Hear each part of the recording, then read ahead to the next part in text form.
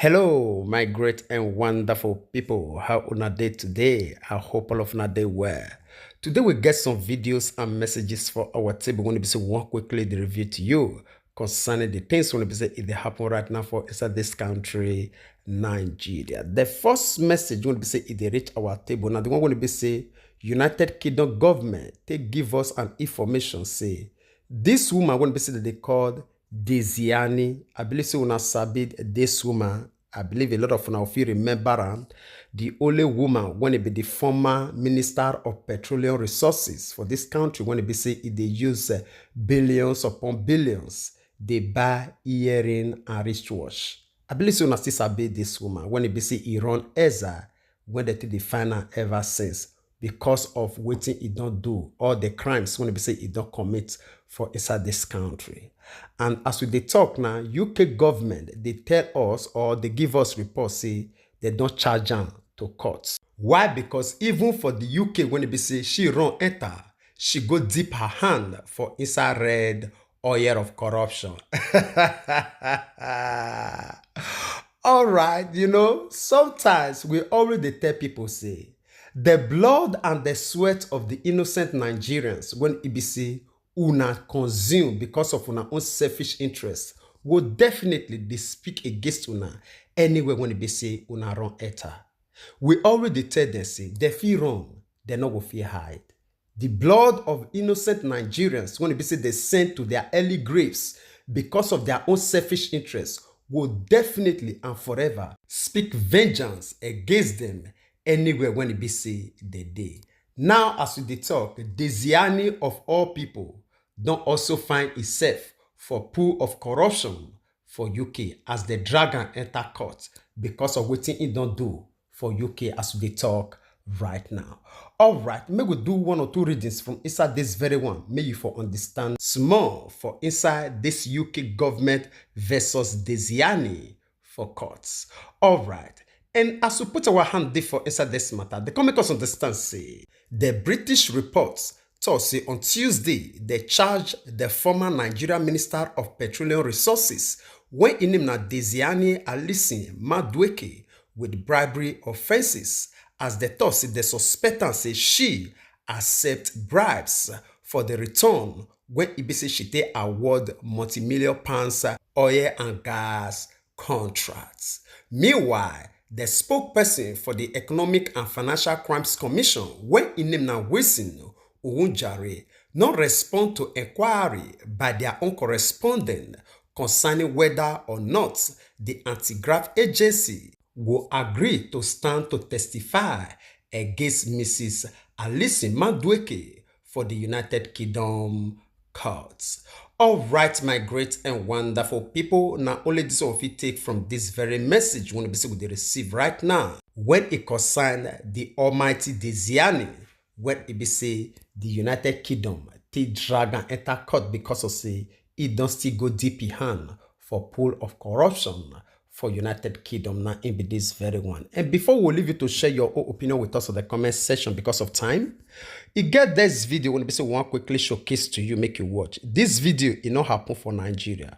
But similarly, what happen for inside this video now so it still they happen for Nigeria. Although this particular one it not happen for Nigeria. And the reason why it be say one showcase this video now to ask our African leaders when it be say they will take get sense.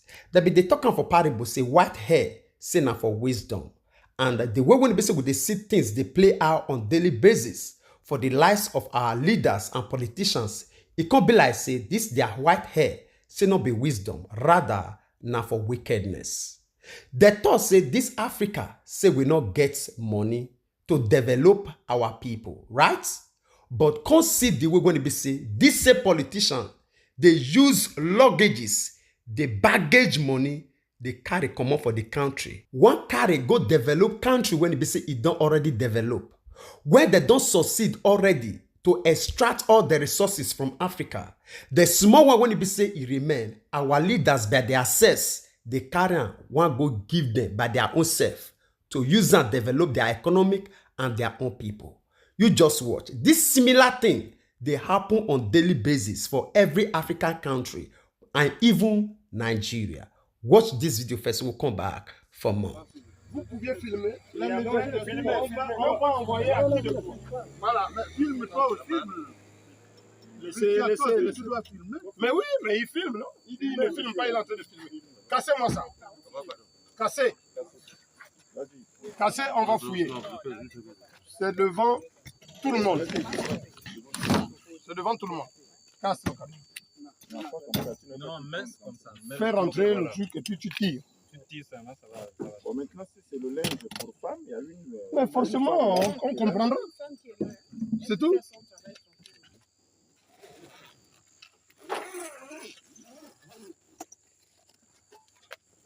Ouais. Voilà.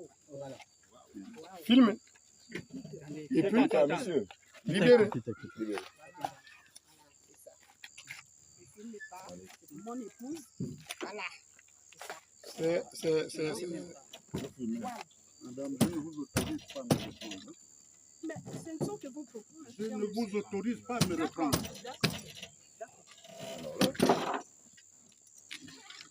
Voilà.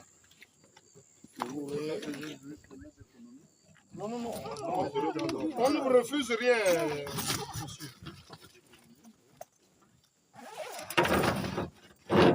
Il y a l'autre là-bas aussi.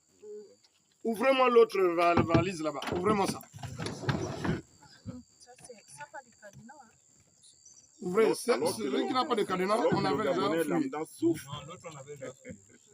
Vous savez depuis combien d'années je travaille? Bon, alors. Ouvrez-moi tout ça. Gabonais lambda. Dans les galères. Il y a l'argent qui se promène dans les valises. Alors là.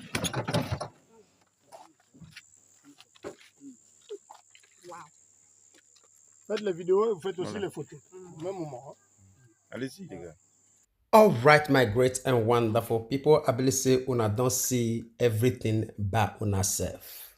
Now, the question when we say we want to ask ourselves, these people, now the one when we say they see, now it be this very one, no. A lot of them, they when they say they're not even they see at all. I wish these people not see this kind of people now. This foreign nation, they will allow them carry this money cross border, may they carry come. But imagine say they want to carry this kind of money come up for their country, say now Nigeria or African nation, now in they carry and they come. It not will ever happen. Even only one chunk, they not will allow them carry come out. Our leaders understand this very well. That one not supposed to show their sense. Say the money will be said that they carry the come out, enter this foreign nation. You know they come back. If they make that they grow better, why it be say will they go poorer? And the another thing again, this one they will show to you the reason why they say all these schools they go on for Africa country. Now under democracy, now in all these things they happen. Now one of the Francophone country, now in this one for they happen so now. I believe so they hear that they speak French. Maybe now France, if you want to use this one escape enter now, this one will still go. People they die on daily basis. Then they thought say Niger, Mali, this one might be the poorest country. But money like this day. Ask me if person when they say get this money, use this money to open one company for any country when they say they belong to. You know will be favor for the citizens when they say they did there.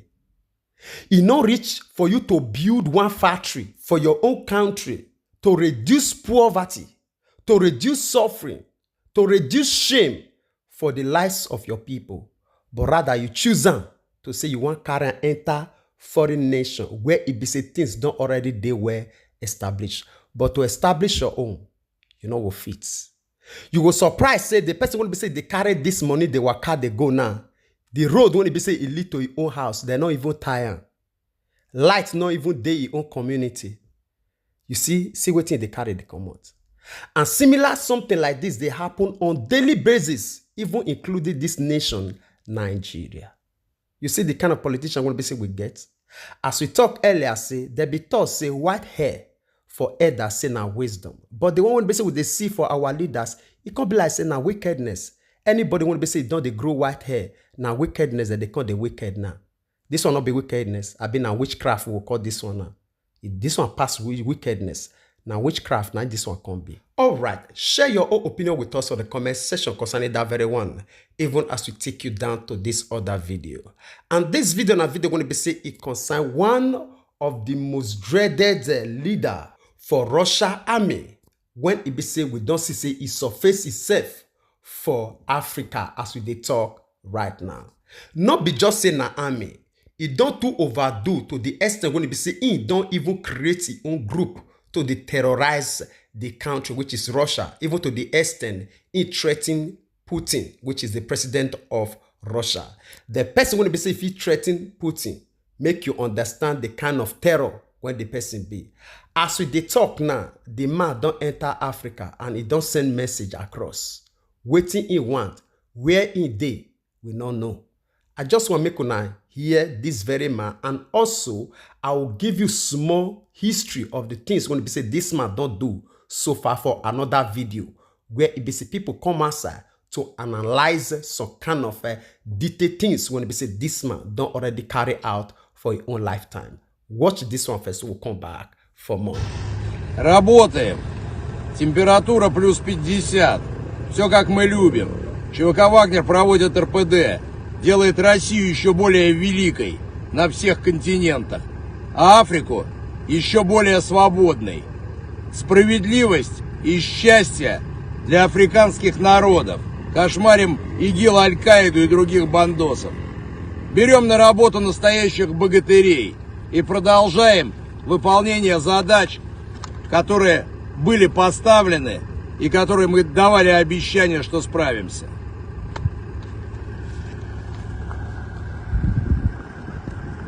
All right, I believe say una don't see the man. In name now Wagner.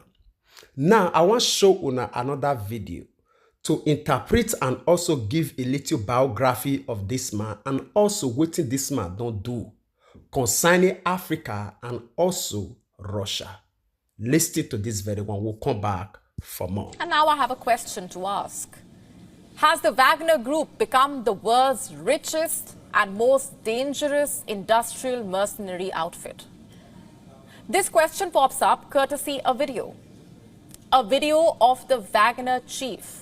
This one, it shows the Wagner chief, Yevgeny Prigozhin, dressed in combat gear from head to toe, singing praises of his motherland Russia. This video has apparently been shot in Africa, a place Yevgeny Prigozhin says he is making freer, and a place where he says he's making Russia even greater. You have to watch this. Работаем. We are working. The temperature is above 50 degrees Celsius, just how we like it. The Wagner Group is conducting RSA, making Russia even greater on every continent and Africa even freer. Еще более свободной. Справедливость.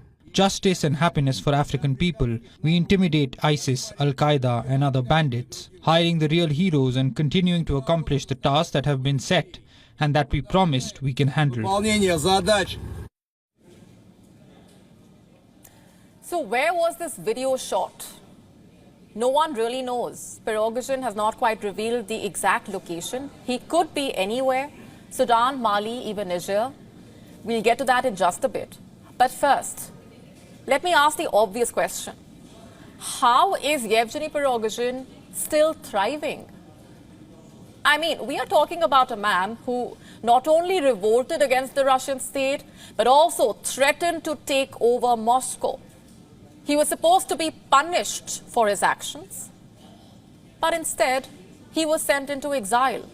His group's operations are not scrapped, and all of a sudden, he is re-emerging in Africa. I mean, how does any of this add up? Has Prigozhin become too powerful, even for Vladimir Putin? Is Putin afraid of punishing the Wagner chief? And if yes, then why? Is it because of how deeply involved Wagner is in Africa? Just have a look at the group's scale of operations. It provides services and paramilitary assistance in a host of African countries. But it is the most active in Libya, Mali, Central African Republic, Sudan, and Niger. And interestingly, all these countries have a tenuous relationship with the West. and this is mainly due to colonial legacies and inherent political differences. And what does Wagner do in these countries really? Well, its services vary based on the needs of the clients. In the Central African Republic, for that matter, Wagner troops defend the government from possible rebellions. The last instance being in 2018, when 1,000 Wagner troops defended an attack on the capital, and in return, they received unrestricted logging rights and control of a lucrative gold mine. In Sudan, the group has operated since 2017.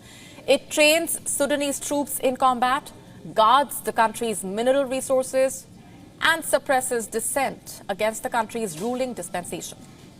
And in return, it has been able to secure smooth gold exports for Russia. For the unversed, Sudan is the 10th largest gold producer in the world. In Mali, the group reportedly supplements the Russian military. It also helps the logistical movement of the Russian entities and provides combat training to the Malian troops. And in Niger, the group has become a lifeline of sorts for the military junta. It is offering guidance on defensive strategies to the generals in case there is a military conflict. Now, for the unversed, Niger is the world's 7th largest producer of uranium. The West says the Wagner Group could be exploiting Niger's uranium resources. Simply put, the Wagner Group is crucial for Russia's hybrid warfare strategy on the African continent. It helps provide deniability for the Kremlin's actions. It serves as a proxy tool for military confrontations with the Western countries. And in other words, it acts as the Kremlin's quasi-state agent of influence. It skillfully uses its mercenaries to create strategic advantages for Moscow. It has become so entrenched in Africa that the Kremlin does not have a readily available replacement. So is this why the Wagner chief has been let loose? Is this why Putin has still not punished him, despite that coup? Well, it certainly seems to be the case. All right, my great and wonderful people, I believe say you don't see everything who this person be and the mission when it be say these people that they use them, they do for Africa. Nobody when it be say they or any Western country or leaders when it be say they will enter Africa or send their missionaries to Africa to help us without EBC, they not get anything for return. Not be just say anything, but rather the biggest chunk of our wealth when EBC they want to return back to their own nation. So now these ones our leaders supposed to get for mind. Here all the country where EBC this man don't involve himself in favor of Russia. The reason why EBC people like this go free for the hand of Putin now because of say they know what that they use then they gain for anywhere when EBC they go. Till today, I believe the reason why I say this man showcase his own self right now because of the issue of Niger when he say he did for grand. And he did very suspicious say this man he want enter Niger also to extract the uranium when it be say France don't eat remain to complete the vision and mission of Russia. All right, we'll leave you to share your own opinion with us on the comment section concerning that very one, even as we draw the line of this broadcast here. We'll see you again when we see you. Remember, we love you all. Bye-bye.